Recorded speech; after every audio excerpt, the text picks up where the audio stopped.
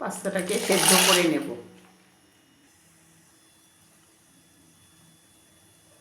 একটু তেল দিলাম, আদা রসুন দিয়ে ম্যারিনেট করা চিকেনটাকে ভেজে নেব।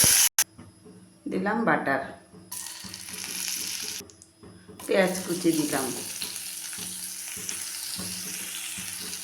পেঁয়াজটা একটু ভেজে নেব।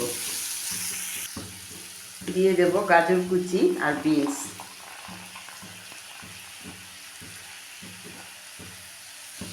একটু ভেজে নেব।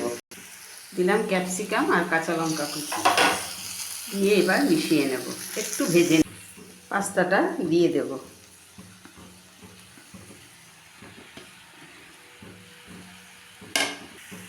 মিশিয়ে নেব ভালো করে। চিকেনটাও দিয়ে দিলাম, দিলাম নুন,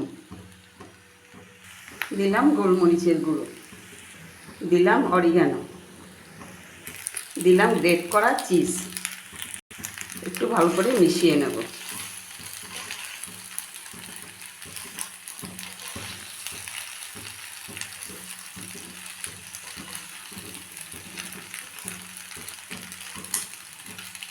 একটু নাড়িয়ে চাড়িয়ে নামিয়ে নেব। চিকেন পাস্তা প্রায় কমপ্লিট, নামিয়ে নিয়েছি।